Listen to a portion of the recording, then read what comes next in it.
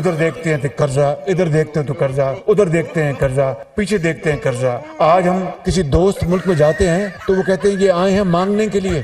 Telephone किसी को करते हैं तो वो समझते हैं ये मांगेंगे हमसे। तकरीबन 300 के करीब जो नए डिफेंस स्टार्टअप्स हैं उसके बारे में बातें हो रही हैं। दूसरा, भारत अपनी तरक्की में जिस तरह चल रहा है वो तो चलता रहेगा। इंडिया ने लास्ट 10 to 20 ईयर्स अपने डिफेंस के हवाले से बहुत सारा काम किया और उसमें उनको सक्सेस भी हासिल रहा कि इंडियन आर्म इंडस्ट्री अब अपनी चीजें बहुत बना रही है, लेकिन जो है ना बहुत एडवांस्ड। क्यों, जिस तरह वो मीम किसी ने भेजी थी, दुनिया में जलील हो रहे हैं मुसलमान होने की वजह से, तो जब मर के आगे जाएंगे तो वहां भी जलील होंगे क्योंकि हम अच्छे मुसलमान ही नहीं थे। जवाब देना इस मीम का। मैं कहता हूं ठीक है जी, सारा मुझे गालियां दे लो, भारत को गालियां दे लो, हर चीज को गालियां दे लो, ठीक हो गया। आप मुझे ये बताओ आपकी डेस्टिनी क्या है? किस मुल्क को क्या बनना चाहते हो? इंडिया तो बनना नहीं चाहते हो क्योंकि हिंदुओं के खिलाफ हो। अफगानिस्तान बनना चाहते हो, वो तुम्हें कहते हैं काफिर हो तुम। बांग्लादेश सब तरीन नफरत करते हैं आपसे। आप किस कंट्री की कॉपी क्या बनना चाहते हो? चाइना बनना चाहते हो? वो तो गोली मारते हैं, जो रिश्वत लेता था मारते हैं यहाँ पे गोली। 2000 मस्जिदें उन्होंने बंद कर दी। वो तो मजहब के खिलाफ जो चीजें उनको खतरा महसूस है इस तरह जाते हैं। बनेगा तो वही जो देखें अरब लीग ने मिलके और ओआईसी ने 57 मुल्कों ने मिलके रियाज में मीटिंग की है फलस्तीन के हवाले से। 2 रेजोल्यूशन पेश किया। ईरान ने कहा है जी कि इजराइल को जो है वो दहशतगर्द कंट्री डिक्लेयर करे, वो भी रेजोल्यूशन फेल हो गया।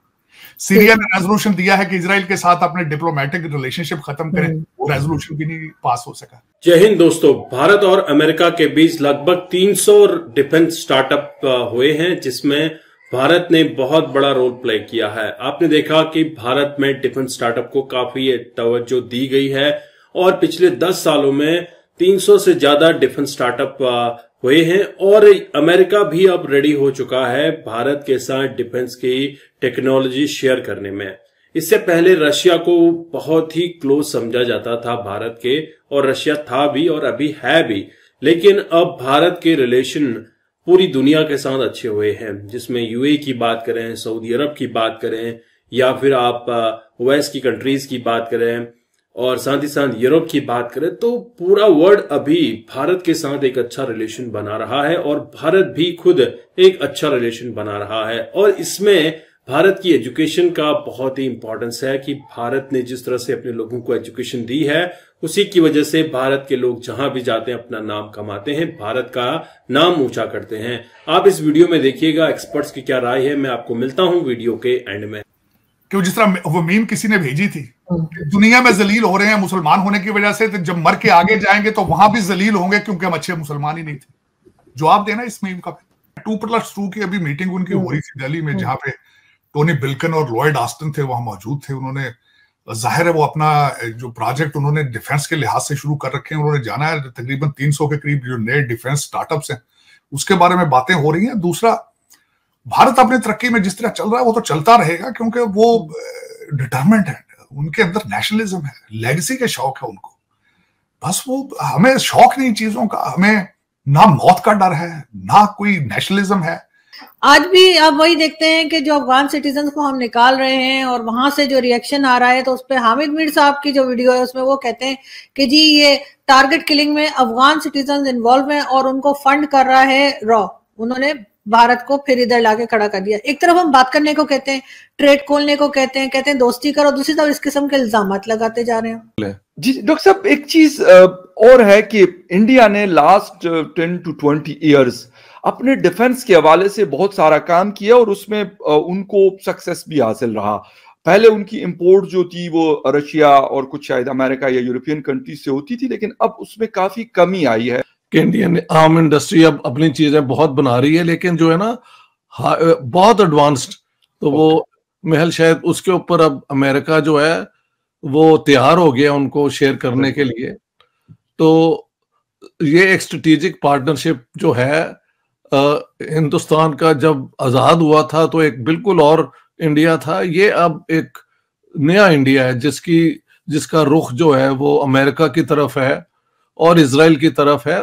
ठीक, ये इंडियन लीडरशिप के अपने चॉइसेस है, उनको क्या फायदा होगा क्या नुकसान होगा वो बेहतर जानते हैं। बिल्कुल, लेकिन ये पुराना इंडिया नहीं है, वो इंडिया बदल चुका हुआ है। एक चीज तो हमें देखनी पड़ेगी कि एक जमाना हुआ करता था कि हिंदुस्तान के बड़े करीबी ताल्लुकात सिर्फ रशिया से थे, लेकिन अब मिडिल ईस्ट के साथ भी बहुत क्लोज रिलेशन में है।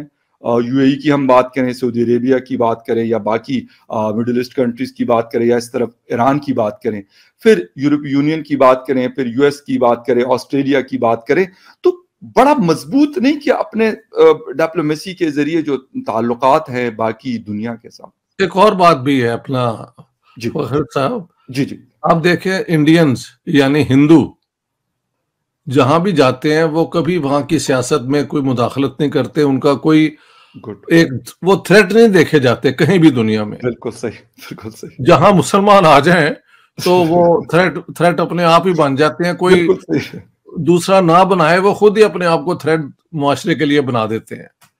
जहां जहां मुसलमान ये सो कॉल्ड उमा वाला चक्कर चल जाता है वहां पे नई कंस्पिरेसीज पैदा हो जाती हैं, नई थ्रेट्स पैदा हो जाते हैं।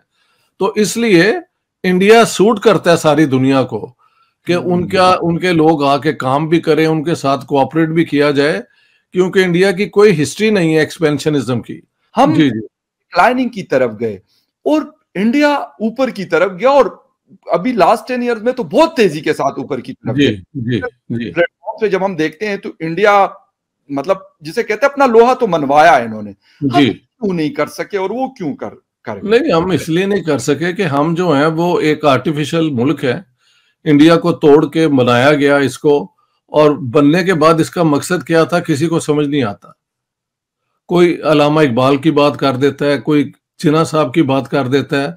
बात यह है कि इकबाल के अंदर भी कई किस्म की बातें हैं और जिन्ना साहब ने हर किस्म की बात की हुई थी, लिहाजा हमारा डिबेट वहां से निकले ही नहीं कि ये मुल्क बनाया किस लिए था।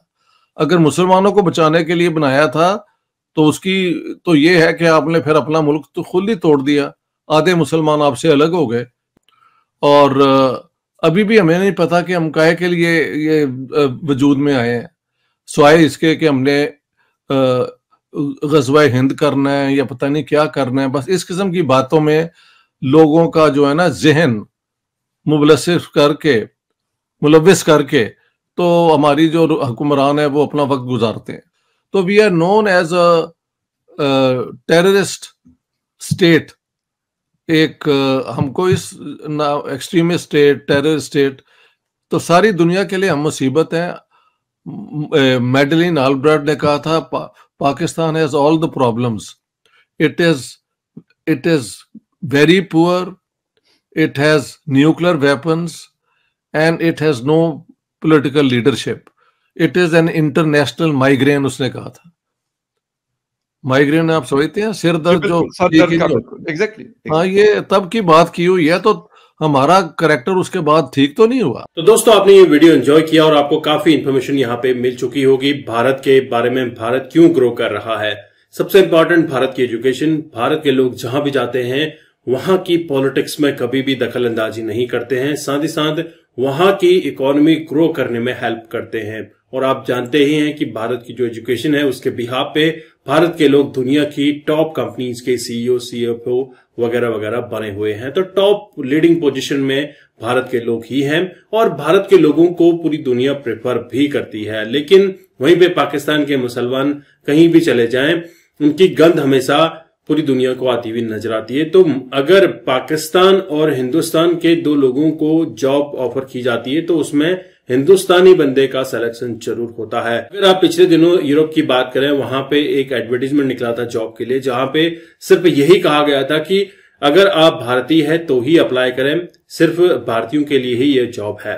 तो दोस्तों इस तरह का कैटेगराइजेशन अब आपको दुनिया में देखने को मिल रहा है, भारतीयों को पूरी दुनिया हाथों हाथ ले रही है। वहीं पे पाकिस्तान की बात करें तो पाकिस्तान आर्टिफिशियल बेस पे बना हुआ एक कंट्री है जो कि धर्म की बुनियाद पे 1947 में भारत से अलग हुआ था और इसका कोई फ्यूचर नहीं है।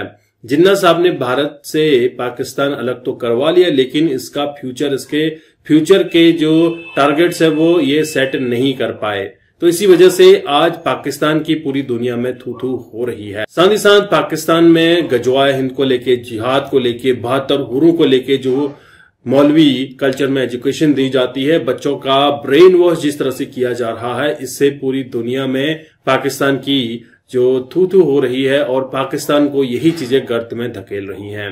वहीं पे पाकिस्तान को एक टेररिस्ट स्टेट भी कहा जाता है। तो दुनिया के लिए सरदर्द बना हुआ है पाकिस्तान, क्योंकि पूरी दुनिया में जितने भी आतंकवादी हैं और टॉप आतंकवादियों को यह देश अपनी यहाँ जगह देता है, उनको छुपने की जगह देता है। आपने देखा ओसामा बिन लादेन जो पकड़ा गया था, ये क्वेटा से पकड़ा गया था। इसके अलावा जितने भी टेररिस्ट हैं, जितने भी टेररिस्ट ग्रुप के लीडर्स हैं, सारे पाकिस्तान में पाए जाएंगे।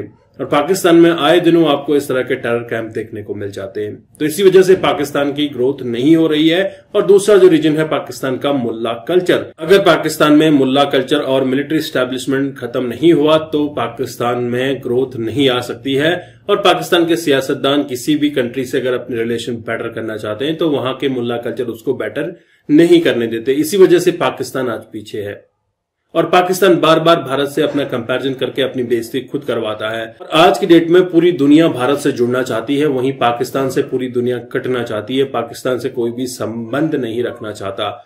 अमेरिका ने पाकिस्तान से संबंध इसलिए रखे, पाकिस्तान को पैसा इसलिए दिया क्योंकि वो अफगानिस्तान में तालिबान के खिलाफ जंग लड़ रहा था। लेकिन आज की डेट में पाकिस्तान को एक भी पैसा नहीं जाता। लेकिन हाल ही में पाकिस्तान को 72 करोड़ डॉलर की फंडिंग हुई है आईएमएफ के थ्रू। तो इसी वजह से पाकिस्तान में आजकल थोड़ा सा खुशी का माहौल जरूर है। ये 70 करोड़ डॉलर सारे सियासतदानों में बढ़ जाएंगे। आई होप आपको ये वीडियो अच्छा लगा। अगर आपके माइंड में कोई भी क्वेश्चंस हो, कमेंट्स हो, जरूर बताइएगा। मैं आपको मिलता हूं नेक्स्ट वीडियो में। तब तक के लिए थैंक यू। जय हिंद, जय भारत।